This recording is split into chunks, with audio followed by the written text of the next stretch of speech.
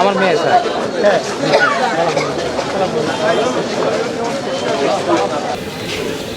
সম্মানিত আলমডাঙ্গাবাসী, সম্মানিত সাংবাদিক বন্ধুগণ, সম্মানিত যারা আমাদের এখানে রেজিস্ট্রি কাজের জন্য এখানে উপস্থিত হয়েছেন, আমাদের এখানে যারা মহুরার সমিতির সদস্যবৃন্দ আছেন, এখানে যারা নকল নবিশ আছেন, সকলকে আন্তরিক সালাম, আসসালামু আলাইকুম রহমতুল্লাহ। সম্মানিত উপস্থিতি, আপনারা জানেন যে জনগণের একটি বিরাট সেবার জায়গা হচ্ছে আমাদের সাব রেজিস্ট্রার অফিস। জনগণ প্রতিনিয়তই এই দপ্তরে আসেন তাদের প্রয়োজনীয় কাজের জন্য, কিন্তু বাস্তবতা নিরিখেই আমরা দেখতে পাই যে এখানকার কাজগুলোর জন্য সকাল থেকে এসে সারাদিন মানুষকে বসে থাকা লাগে। আমরা এই অফিসের যিনি দায়িত্বপ্রাপ্ত অফিসার আছেন তাকে আমরা আনুষ্ঠানিকভাবেই জানাবো এবং তার সুপিরিয়রকেও জানাবো, যাতে করে অফিস টাইমটা ডিউ টাইমে হয় এখানে, এবং লোকজন যেন সারাদিন এখানে ভোগান্তিতে না থেকে তার কাজটা যেন সঠিক সময়ের মধ্যে শেষ করতে পারে। এটা আমাদের পক্ষ থেকে আমাদের আলমডাঙ্গাবাসীর জন্য সুখবর। পশুহাট রোডে উদ্বোধন হয়েছে Suzuki Salman motors luxury motorcycle showroom. আমরা জেনে গেলাম আজকে, উনি বিশেষ কাজে মনে হয় এখনো আসতে পারেন নাই, তো আমরা ওনার সাথেও কথা বলবো।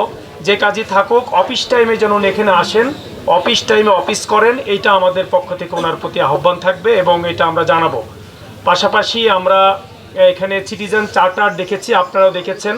সকল যারা রেজিস্ট্রির কাজের সাথে সম্পৃক্ত হন বা আছেন তাদেরকে বলবো যে সিটিজেন চার্টারটা আরও বড় করে এখানে টানিয়ে দেওয়ার ব্যবস্থাপনা আমরা এখানকার কর্তৃপক্ষকে জানাবো, তারা এটা করবেন।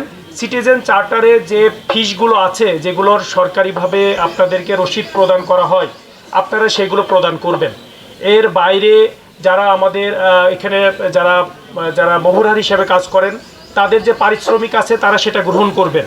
যারা নকল নবিশ আছেন তাদের জন্য সরকারিভাবে যেটা নির্ধারিত আছে সেটা তারা গ্রহণ করবেন।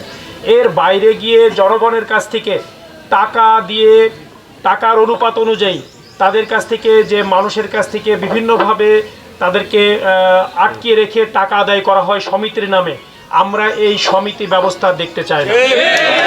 আমরা চাই এখান থেকে জনগণ এখান থেকে তার প্রপার খরচ বেয়ার করে রাষ্ট্রকে টাকা দিয়ে তার কাজ করুক। এখানে অন্য কোনো দপ্তর, অন্য কোনো অফিসার বা অন্য কোনো রাজনৈতিক ব্যক্তি, অন্য কোনো প্রতিষ্ঠান এখান থেকে লাভবান হোক ব্যক্তিগতভাবে, এটা আমরা বরদাস্ত করবো না ইনশাআল্লাহ। এই জন্য আপনাদের কাছে আমাদের আহ্বান, আমরা সবাইকে সাথে নিয়ে আমাদের এই চুয়াডাঙ্গা আলমডাঙ্গার মানুষকে তার প্রকৃত অধিকার ফিরিয়ে দিতে চাই।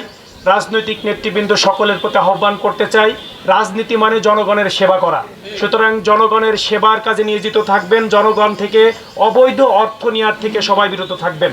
সকল রাজনৈতিক দলের কর্মী, আমাদের কর্মী, অন্যান্য কর্মী সকলের প্রতি আমাদের আহ্বান।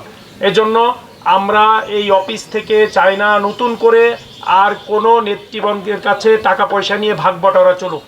এই জন্য এই ভাগ বটারাটা বন্ধ হতে হবে। এখানে জনগণের যেটা সরকারি ফিস সেই অনুযায়ী কার্যক্রম পরিচালনা করতে হবে। আমরা এই ব্যাপারে সবাইকে স্পষ্ট করে জানাতে চাই, জনগণকে যদি আপনারা জিম্মি করে এইভাবে আপনাদের মানে সমিতির নামে জনগণকে জিম্মি করেন, এই ব্যাপারে আমরা জনগণকে সাথে নিয়ে এবং আইনানুগ ব্যবস্থা আপনাদের বিরুদ্ধে গ্রহণ করব। এখানে আপনারা আপনাদের যে ন্যায্য পাওনা পারিশ্রমিক, কাজের জন্য যেটা মজুরি, সেটা আপনারা নেবেন, আপনারা সমিতি অন্যভাবে পরিচালনা করবেন। এটা আপনারা যেভাবে পারেন সেটা কোনো সমস্যা নাই, কিন্তু জনগণকে জিম্মি করে টাকা, এই পরিমাণ টাকা সেই পরিমাণের পার্সেন্টেজ আপনাকে দিতে হবে, এইটা বন্ধ করতে হবে। এটা কোনো আইনের মধ্যে নেই, এটা কোনো নিয়মের মধ্যে নেই। নিয়ম এবং আইনের বাইরে আমি আপনি কেউই চলবো না। সবাই সবাইকে ভালো কাজের জন্য সহযোগিতা করব। জনগণকে সাথে নিয়ে জনগণের কল্যাণে সবাইকে কাজ করার আহ্বান জানাচ্ছি। অনৈতিকভাবে টাকা পয়সা ইনকাম করলে সেটা মানুষের কতটুকু কাজে আসে সেটা আমরা জানি। এই জন্য আপনারা অনৈতিক পথ পরিহার করুন। রোজার মাস, সবাই